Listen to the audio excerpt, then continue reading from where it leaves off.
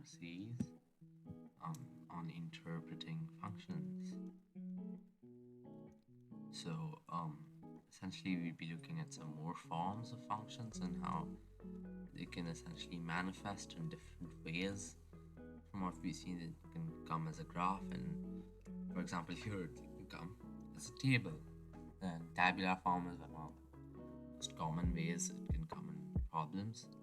So, it's good to know how to approach these forms of problems. So, before we dive into the question, let's just understand what's happening here. So, what we've got here are two functions, fx and gx, and we don't know what their equations are. We don't really know how the graphs look like either, but we know their specific values at some points of x, and this is about the first table for is just giving you the x values. These are y values for these specific functions. So for example, f of 1, as we can see from here, is 2.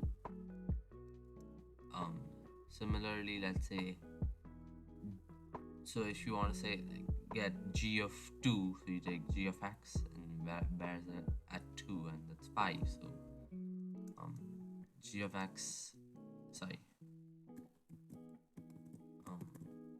g of 2 is 5, and that's essentially what we've got to do, and that's pretty much it.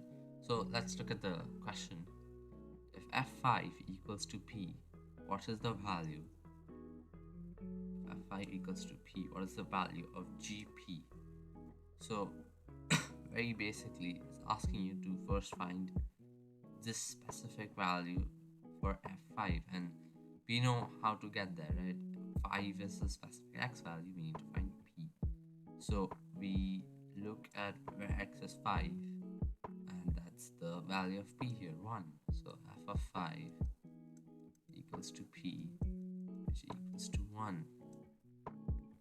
And now it's a further step where we have to find g of p, and we've seen that p is 1, so essentially you need to find g of 1. And again, this is your x value, and we need to find a corresponding y value. So for x equals 1, g of x, or essentially g of 1 for x equals 1, is 3, and that's the answer. So that's essentially tabular functions, functions expressed in tabular form, I should say.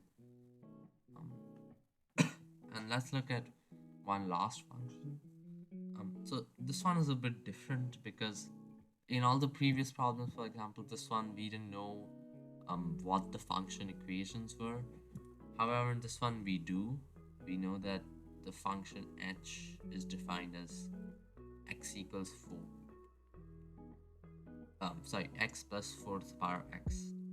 Now don't be overwhelmed by this type of equation. It's actually called an exponential equation.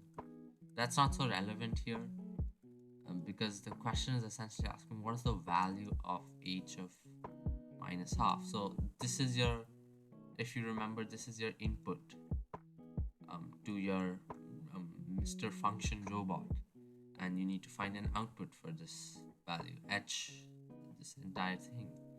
So very simply, we just need to plug it in, as you say. So we get minus half plus 4 to the power of minus half,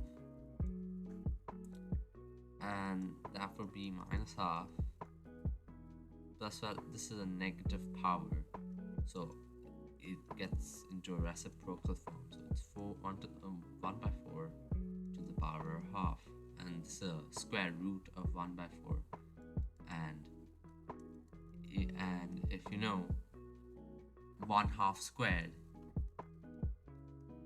equals to 1/4, so therefore this is just 1/2, and therefore all you get is 0. So essentially h of minus half equals 0. And that's kind of it for today. I just want to show some additional types of functions. Next time we'll be looking at we'll take a more detailed look into domain and range, because those are very important topics. And no matter what type of functions you're doing, these questions about domain and range will always appear. So it's always very good to properly understand them first and foremost. So that's what we'll be doing next time. Bye.